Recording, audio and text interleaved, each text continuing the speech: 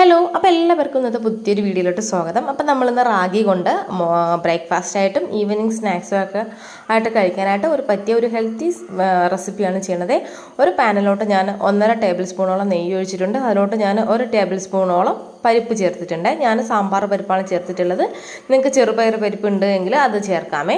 ഇതിലോട്ട് ഞാൻ ഒരു മീഡിയം സൈസ് സവോള ചെറുതായിട്ട് കൊത്തി നുറുക്കിയതാണ്, അതും കൂടെ ഒന്ന് ചേർത്ത് കൊടുക്കുന്നുണ്ട്. അപ്പോൾ നിങ്ങൾക്ക് എരിവ് വേണമെന്നുണ്ട് എങ്കിൽ പച്ചമുളക് ഇതിനോടൊപ്പം ചെറുതായിട്ടൊന്ന് ചേർത്ത് കൊടുക്കാം, ചെറുതായിട്ട് കട്ട് ചെയ്ത് ചേർത്ത് കൊടുക്കാമേ. പിന്നെ ഇതിലോട്ട് ക്യാരറ്റ് ചേർക്കുന്നുണ്ട്. ക്യാരറ്റ് ഞാനൊരു അതുപോലെ ഒന്ന് കുറച്ച് ക്യാരറ്റ് എടുത്തിട്ടൊന്ന് ഗ്രേറ്റ് ചെയ്താണ് ചേർക്കുന്നത്.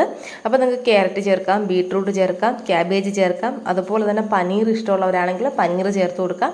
ഇതൊക്കെ നിങ്ങളുടെ ടേസ്റ്റിനനുസരിച്ച് വ്യത്യാസം വരാം.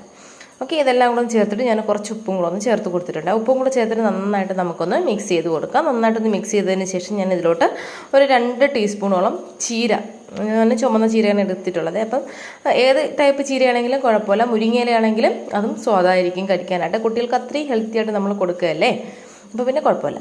അതെല്ലാം കൂടെ നന്നായിട്ട് നമുക്കൊന്ന് മിക്സ് ചെയ്ത് കൊടുക്കാം. അപ്പോൾ നമ്മൾ ചീര ചേർത്തതിന് ശേഷം ഒരുപാട് സമയം നമ്മൾ കുക്ക് ചെയ്യേണ്ട കാര്യമില്ല.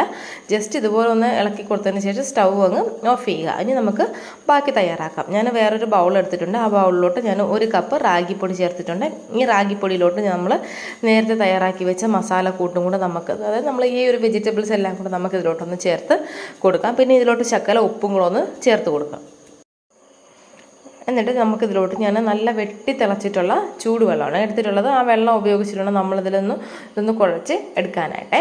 അപ്പോൾ കുറച്ച് ഉപ്പൊക്കെ ഞാൻ ചേർത്ത് കൊടുത്ത് ഇതിലോട്ട് നമ്മൾ എടുത്ത ആ ഒരു ബൗളിൽ 1.5 കപ്പോളം വെള്ളം ഞാൻ എടുത്തിട്ടുണ്ട്. അപ്പോൾ ഞാൻ 1 കപ്പ് വെള്ളം ഞാൻ ഇപ്പോൾ ഒഴിച്ച് കൊടുത്തിട്ടുണ്ട്. ഇനി 1/2 കപ്പ് വെള്ളം ഞാൻ ബാലൻസ് വെച്ചിട്ടുണ്ട്. എന്നിട്ട് ഞാൻ ഇതുപോലൊരു സ്പാറ്റില കൊണ്ട് നന്നായിട്ട് എല്ലാം കൂടെ ഇതുപോലെ ഒന്ന് മിക്സ് ചെയ്ത് കൊടുക്കാം.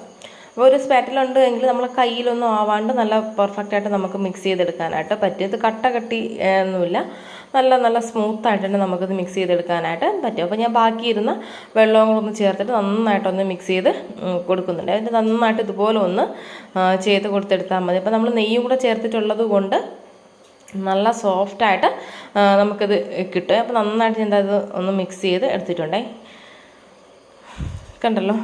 ഇതെല്ലാം കൂടി ഒന്ന് നന്നായിട്ട് ഒന്ന് മിക്സ് ചെയ്തെടുത്ത് വെച്ചിട്ടുണ്ട്. ഇനി നമുക്കിതിനെ ചെറിയ ബോൾസാക്കി എടുക്കാം. അപ്പോൾ നിങ്ങൾക്ക് എത്ര വലിപ്പം വേണോ അതൊക്കെ നിങ്ങളുടെ ഇഷ്ടത്തിനനുസരിച്ച് വ്യത്യാസം വരുത്തും. അപ്പോൾ ഞാനൊരു ചെറിയ സൈസിലാണ് ഞാനിത് ഇതുപോലെ ഒന്ന് ഉരുട്ടി എടുക്കാനായിട്ട് പോകുന്നത്. അതുകൊണ്ട് ഈ ഒരു വലിപ്പത്തിലാണ് ഞാൻ ഉരുട്ടി എടുക്കുന്നത്.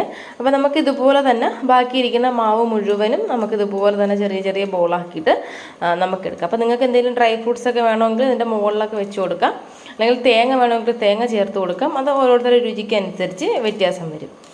ഓക്കെ, ഇനി നമുക്കിതിനൊന്ന് സ്റ്റീം ചെയ്തെടുക്കാം. ഞാൻ സ്റ്റീം ചെയ്തെടുക്കാനായിട്ട് വെച്ചിട്ടുണ്ട്. ഒരു 10 മിനിറ്റ് നമുക്കിതിനൊന്ന് സ്റ്റീം ചെയ്തെടുക്കാം. ഇതാ കണ്ടല്ലോ, 10 മിനിറ്റ് കഴിഞ്ഞിട്ടുണ്ട്. നല്ല അടിപൊളിയായിട്ട് വന്നിട്ടുണ്ട്, നല്ല ഹെൽത്തി ആയിട്ടുണ്ട്, നല്ല മണമാണ്. ഓക്കെ, അപ്പോൾ നിങ്ങളൊന്ന് ട്രൈ ചെയ്ത് നോക്കണം ഉറപ്പായിട്ട്. ഇതിൻ്റെ കൂടെ എന്തെങ്കിലും ചട്നിയും കൂടെയൊക്കെ ചേർത്ത് കഴിക്കാനായിട്ട് നല്ല സ്വാദാണ്. അപ്പോൾ നിങ്ങൾ കുട്ടികളുടെ ടിഫിൻ ബോക്സിലൊക്കെ കൊടുത്ത് വിടാനായിട്ട് പറ്റിയൊരു റെസിപ്പി, വൈകുന്നേരം ആണെങ്കിൽ അവർക്ക് കഴിക്കാനായിട്ട് പറ്റിയ ഒരു ഹെൽത്തി റെസിപ്പിയാണ്. അപ്പോൾ നിങ്ങൾ ട്രൈ ചെയ്ത് നോക്കിയിട്ട് നിങ്ങളുടെ ഫീഡ്ബാക്ക്സ് അറിയിക്കുക. അപ്പോൾ വീഡിയോ ഇഷ്ടമായാൽ മാത്രം ചാനൽ സബ്സ്ക്രൈബ് ചെയ്യുക. അപ്പോൾ നമുക്ക് പുതിയ വീഡിയോസുമായിട്ട് ചാനലിലൂടെ നമുക്ക് വീണ്ടും കാണാം. കണ്ടുള്ളൂ, നല്ല സോഫ്റ്റ് ആയിട്ടാണ് ഇത് ഇരിക്കുന്നത്. കഴിക്കാനും നല്ല സ്വാദാണ്. വെജിറ്റബിൾസും അതുപോലെ തന്നെ നെയ്യും എല്ലാം കൂടെയൊക്കെ ഉള്ളതുകൊണ്ട് റാഗിയൊക്കെ നല്ല അടിപൊളിയാണ് കഴിക്കാനായിട്ട്. അപ്പോൾ ട്രൈ ചെയ്ത് നോക്കുക, ഉറപ്പായിട്ട് നിങ്ങളുടെ ഫീഡ്ബാക്ക്സ് അറിയിക്കുക. Thank you.